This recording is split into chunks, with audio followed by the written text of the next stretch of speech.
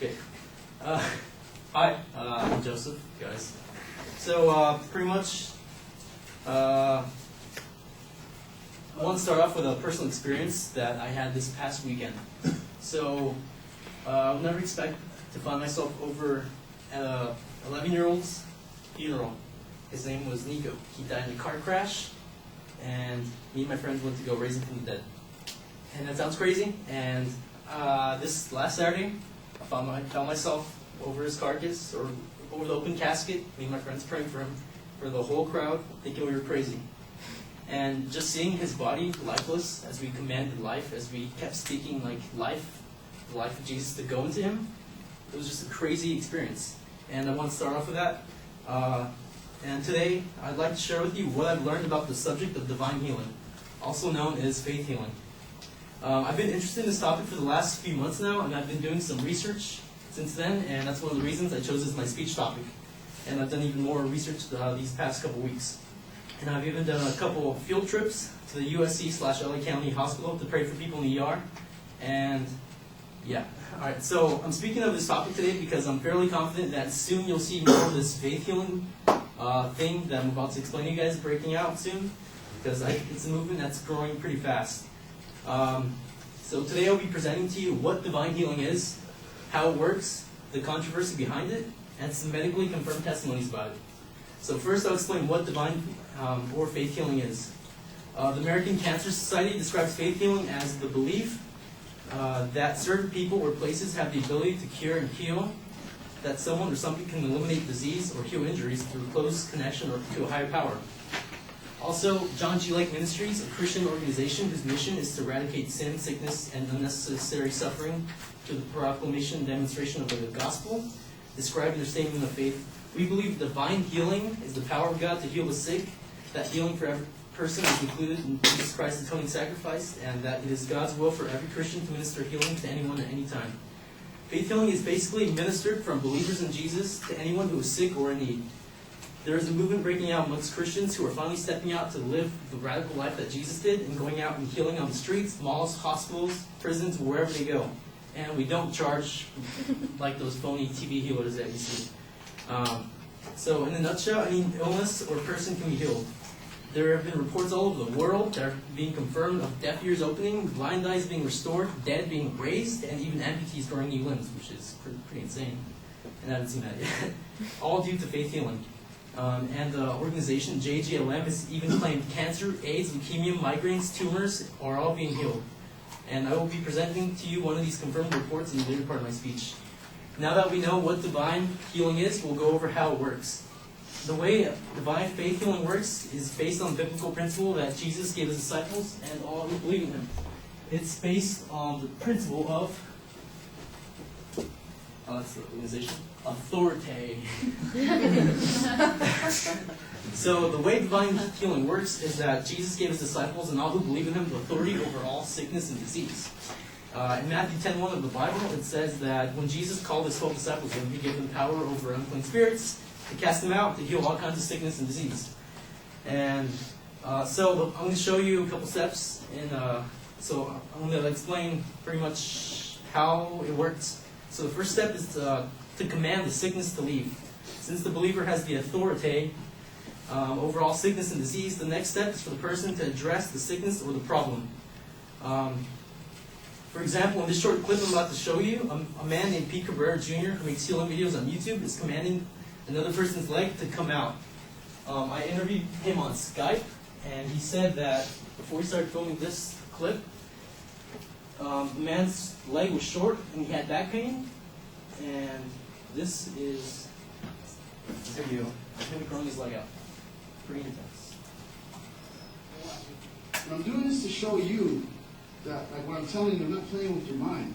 That God is real. Right? You ready? Look. Watch. Right leg? Loose. Come out.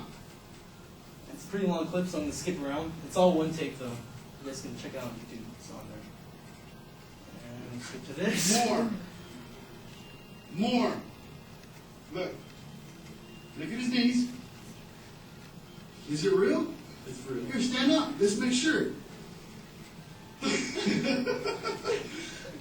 Wow. What?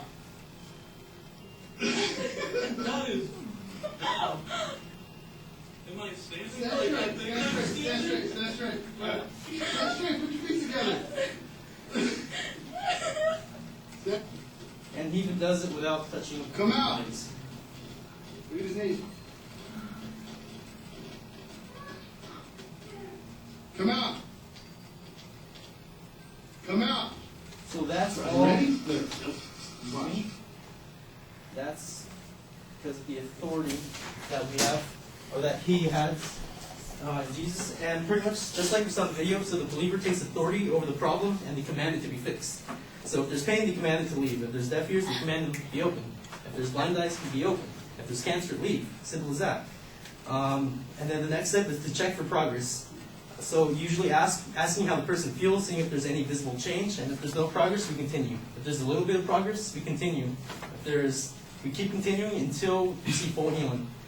And pretty much, we don't give up until the person either tells us, like, oh, can you stop bugging us, or until we see them healed. So now that I've shown you how faith healing works, we'll discuss the controversy surrounding it. So many people say that there's medical problems.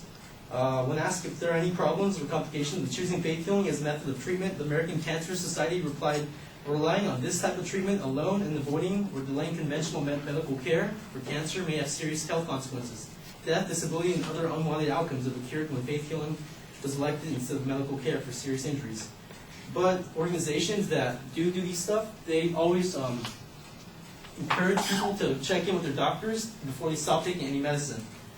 Second thing is second problem of controversy surrounding it is that lots of this stuff has been linked to supposedly the power of suggestion. That somehow people that the American Cancer Society reports when a person believes strongly that a healer can create a cure, a placebo effect can occur.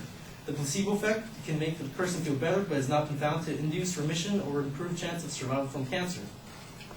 But they can pretty much think they're healed and be healed to an extent of the way the natural body heals itself. But, however, can the power of suggestion cure deafness? Right now, I'd like to end by presenting to you some publicly verifiable evidence that might give you some food to chew on. My friend Brandon Lee from I'mSpirit.org, he has a blog where he prays for the sick, and this is one of these testimonies. He ministered to a lady with 11 years of deafness. She was going deaf. And this is her doctor report after they prayed for her. This is, as you can see the date, this was 2005.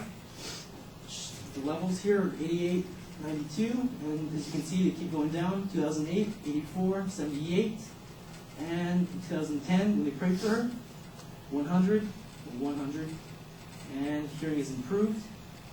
And note that healing ministry in California prayed for hearing and improved. And yeah, that's some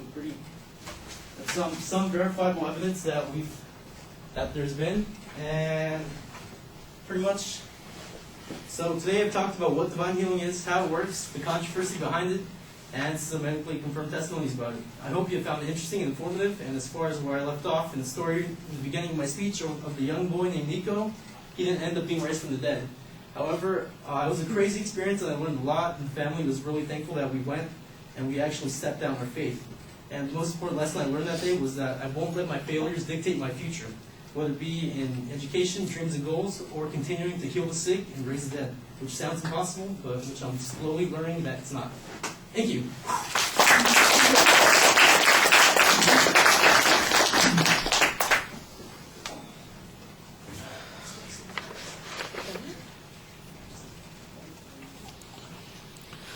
All right, Ricky, what did you think?